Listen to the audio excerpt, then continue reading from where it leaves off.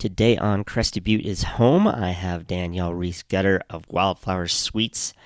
And Crested Butte is home to just an amazing culinary scene, honestly, for the size of our town. And Danielle certainly fits right into that narrative because she is just amazingly talented as a pastry chef. And if you haven't discovered her, you need to go and find her at the farmer's market or at her shop one of these days next time you're around. But it was really fun to discuss pastries because it's not something I really know a lot about. I probably made some boxed cakes when I was young, but that's probably the last thing I baked, honestly. So this was fun. Hope you enjoy it. Listen up. Figure out if the bear actually eats a wedding cake that she makes. That was a pretty fun story. And please subscribe on Apple Podcasts or wherever else you like to listen to your podcasts. On with the show.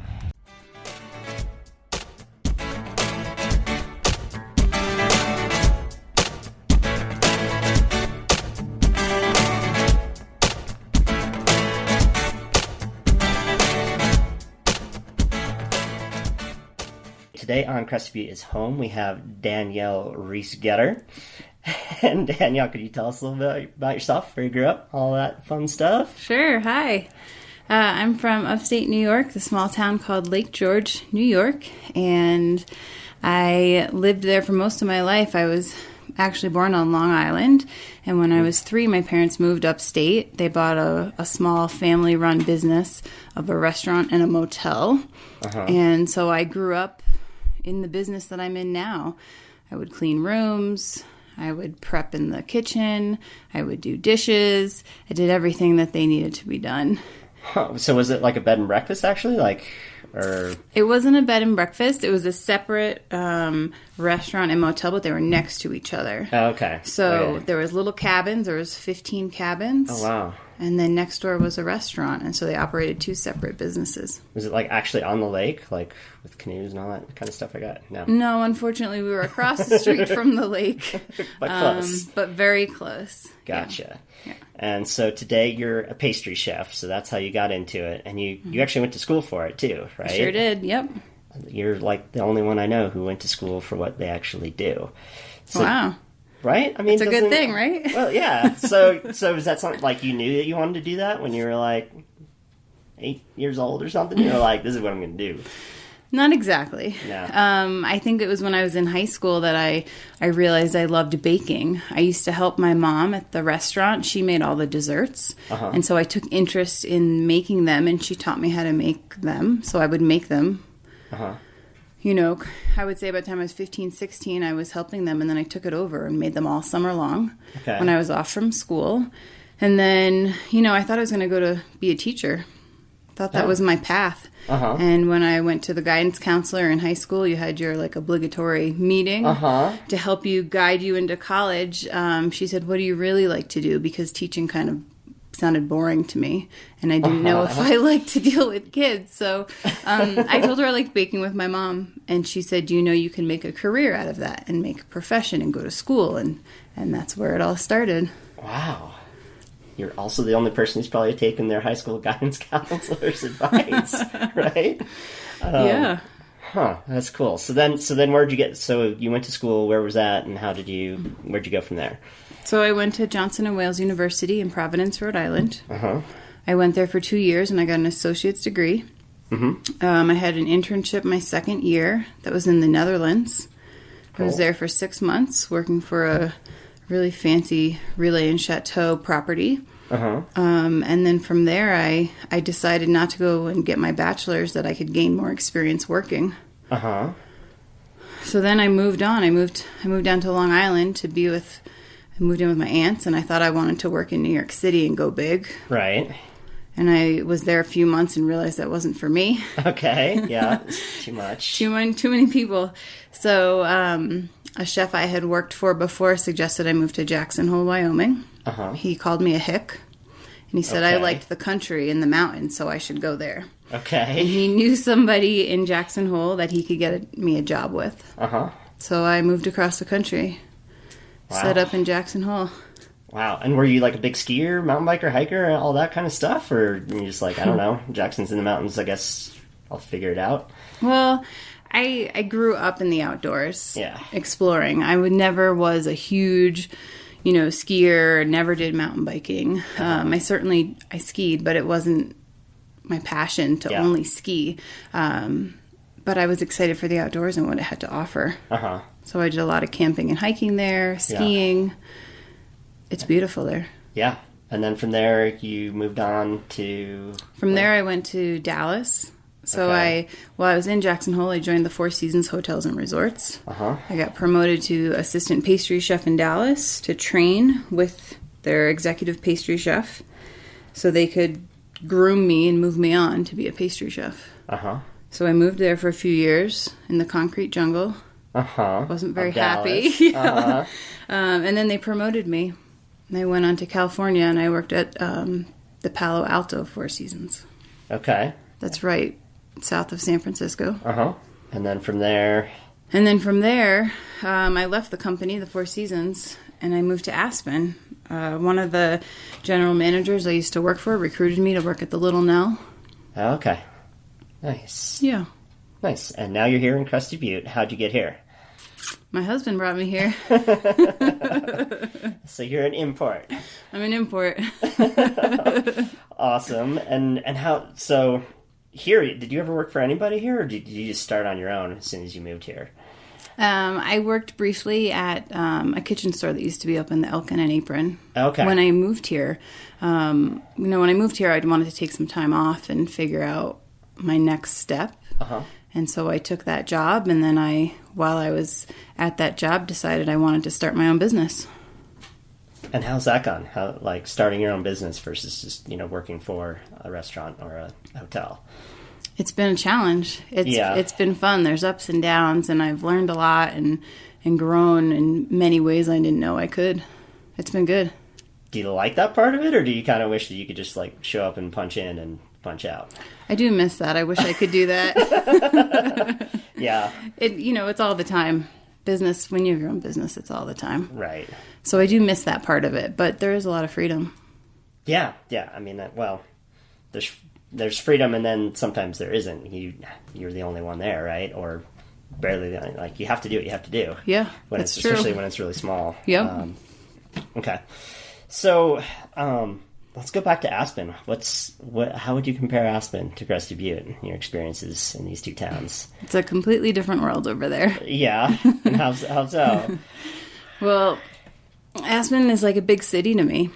It's in the mountains, but it doesn't feel like the mountains over there. There's traffic and there's a lot of people, high-end clientele, hustle and bustle. There's big names over there. There's a lot of fur.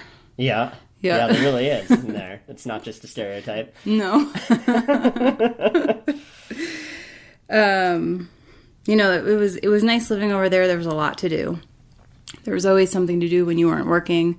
If you didn't want to go play in the outdoors, there was, a lot of culture. There was arts. There was music. Yeah. Big names that came in. And so that's the part that I felt like I was in a city, is I didn't have to go drive to Denver to see big events. Right. They had a nice outdoor music tent that I enjoyed. Classical music on Sundays. Oh, wow. Nice. Yeah. Nice. Although we have a fair bit of music in the summers, I feel like, anymore. We do have a lot here as well. What is the difference between a pastry chef and a baker? Or is there a difference?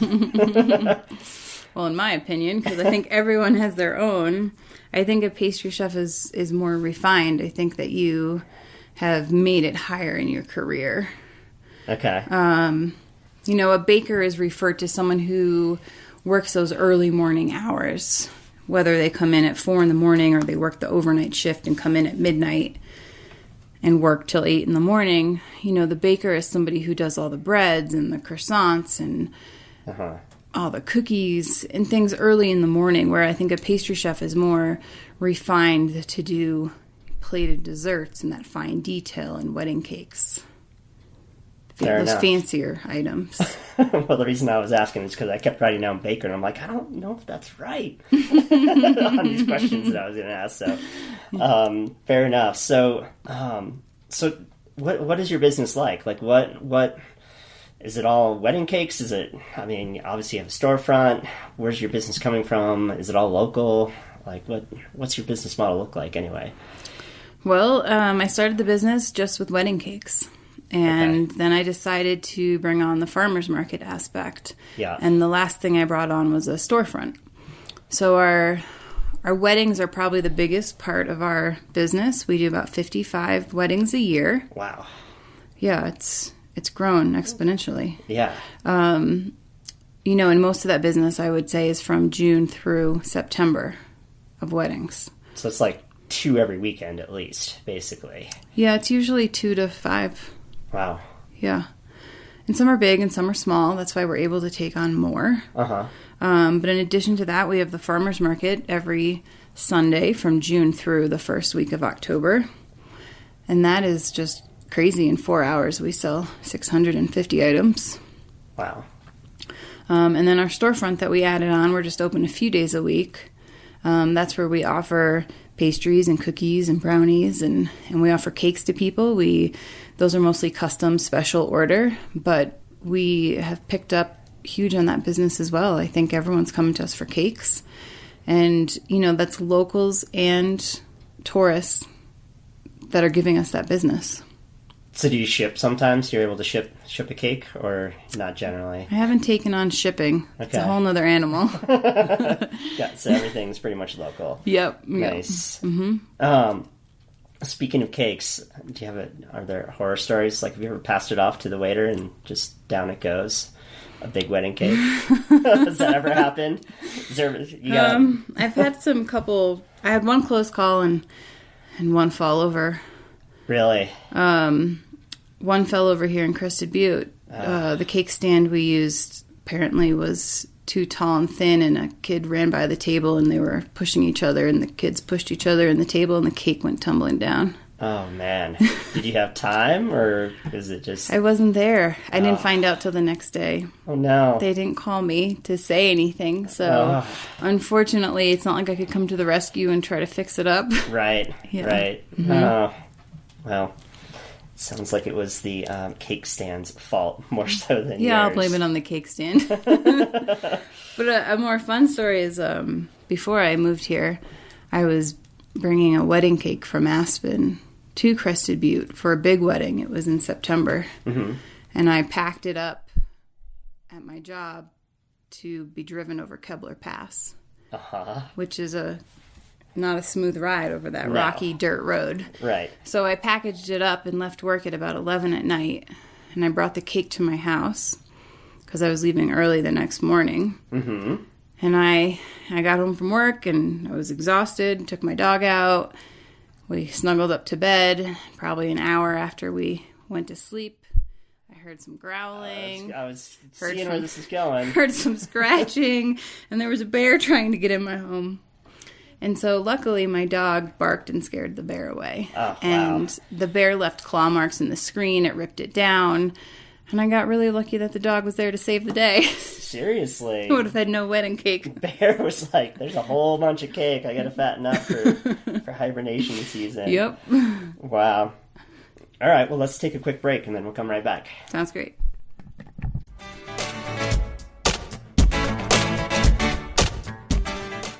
It's time for the Crested Butte Real Estate Minute, and I thought we would just talk a little bit about what has been going on in the market. So year to date, and this is being recorded in late May of 2018, we've had 123 sales of all types, and that totals $60.7 million in the Crested Butte area, so that's Crested Butte South and up. Last year to this date, we had 128 and $70 million. So fairly similar. That $70 million was a little bit skewed due to a handful of pretty large sales. So looking year over year, as far as the median price in the Crested Butte area, that's actually jumped 31% year over year. So certainly going up as far as the real estate market is concerned. My name is Frank Consella. My website is CrestedButteRealEstateAgent.com. If you have any questions about buying or selling real estate in Crested Butte or Gunnison, please give me a shout, and let's get back to the show.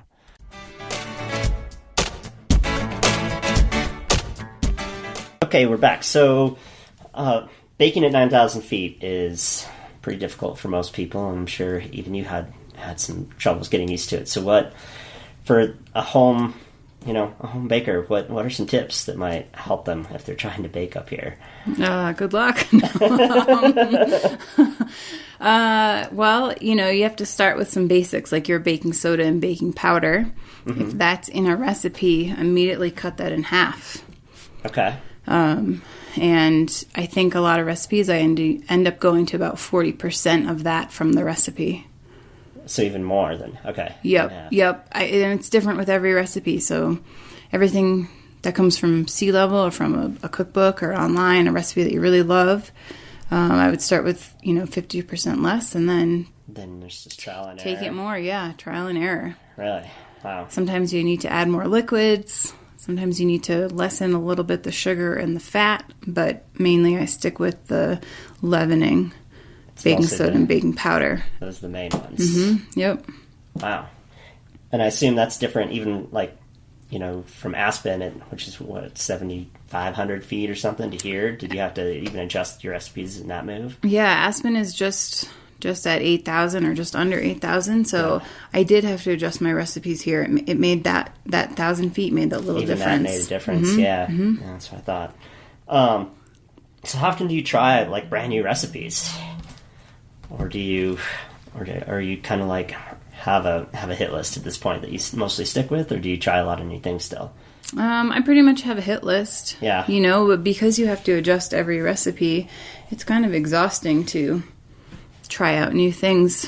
I don't always have time, and I would love to try out more, but in the off seasons I try to experiment at home with things and then bring them into the workplace. Yeah. But on a normal busy summer day, if someone came in and wanted something that I don't have a tried and true recipe for, we're not going to make it. Yeah. I mean, I guess in that way it's a lot harder to be a pastry chef than a quote unquote regular chef, because they can just kind of wing stuff, but baking is kind of all about the recipe. It has to be exact. It's precise. It's not, you don't just get to wing it, I guess, do you? No, unfortunately not. Not for most of it. Do you find that's harder? Do you kind of almost wish that you were a regular chef in that way, that you could have more flexibility, or do you like the fact that that there's a recipe, that a real recipe that has to be exact, like we were just saying? No, I like recipes. Yeah. I like baking. Yeah. I like the fine detail and I like sugar.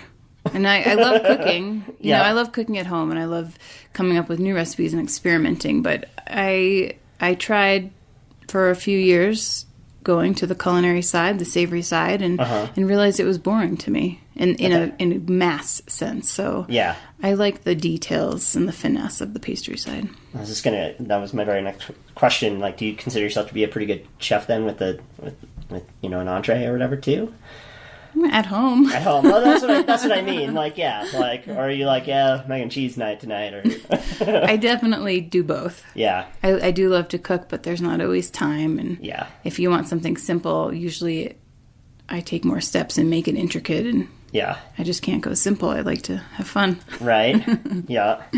Well, how about, these wedding cakes are part art. Do you feel like you're an artist? Could you draw something or paint something? Do you have those skills too, do you think? Yeah, everything we do is art for sure. Yeah. I consider myself an artist, but not quite the artist who could draw a face or a sculpture or something with that intricate, fine detail. I can't do that. I'm not quite that talented in that sense. Right. Right. Yeah. But the cakes you've got dialed. What do you prefer? Do you prefer making those intricate, beautiful pieces of art cake, or just, a blueberry muffin or a chocolate chip cookie, like a staple, so to speak? I enjoy making the intricate cakes. Yeah. When someone shows me a picture of something I haven't done before, I like the challenge of trying something new, figuring it out and mastering that skill. And how do you figure that out? Are you making cakes and just bringing them home and eating them yourself because they weren't quite right? Definitely not. When there's extras, they go to all my friends. Yeah. No, I think a lot of that is in the design aspect. Right. And so I experiment. I look at books. Yeah. I look online. There's luckily there's YouTube today that has a lot of videos of how to do things. But a lot of old school books that I have from the beginning when I learned have step-by-step instructions and photos of like how you build this flower, how you make a figurine, this animal. So you're just making, like, if you're making a flower, a figurine, or an animal, are you making it, like, on a piece of parchment paper first before you put it on a cake, or how do you... Well, if it's... I usually don't draw it out unless it's, like, a flat piece. Mm-hmm. There's many ways to do it, but, like, if it was a fondant or marzipan figurine, it would be 3D. You're right. And so it's kind of like playing with Play-Doh. Okay. And that's kind of fun. But there's other techniques, where you print out a photo and you put a piece of parchment paper on top, and then you take your chocolate, if that's your medium, or like a royal icing, and you pipe over it, and you pipe over all the lines and fill it in, and then you have like that face or that logo that you're going for. And how long does something like that take? Like, how long does a really intricate wedding cake take, start to finish? I would say a lot of them are 10 to 20 hours. Wow. Mm-hmm. That's crazy. A half a week's worth of work, basically, in some cases. Pretty much. They take a lot of time. Wow. That's crazy. Is there anything like in the pastry world, are there some, like, new things that are going on? I'm mostly thinking of, like, different grains, especially with a lot of, like, like my sister, for instance, is gluten-free because of celiac and things like that. So are there other things that people are doing differently these days? Or I think the big fad right now is perfecting recipes that are gluten-free, that are vegan, that have no sugar. People are looking for a lot of pastries like that, and that's very challenging to do. And that's something I wish I knew better how to do, because I know it's healthier, but I also think there's nothing wrong with getting a little sugar here and now. Right. A little bit. Yeah, I mean, the gluten-free stuff is really hard. The vast majority of it just doesn't have that airiness. It's like, tends to be dense, I feel like. I don't know. You should come try some of our gluten-free stuff. Well, I guess so, but I don't have to be gluten-free, so I can do whatever I want. But when I'm at home with my sister especially, then that's what we get. And sometimes I'm not quite as stoked as I could be on them. Yeah, I understand. There's a lot of bad product out there for gluten-free. There's a lot of fillers and junk that they put in there that isn't even good for you. Yeah. So you just got to be careful and read labels. Yeah. Yeah. So we'll start wrapping it up a little bit, but Crested Butte is home for you. So why call Crested Butte home? Why are you here? What do you like about Crested Butte? Crested Butte's beautiful. You look out the window and it feels like vacation every day. You look at the mountains, you look at the landscape. It's not overcrowded. Everyone's friendly. And my husband's here. There you go. That's pretty... It all comes back around. Well, where can people learn more about you if they need some baked goods? They can go to my website, wildfloursweets.com. And to be noted, flour is spelled like the baking flour, Flour.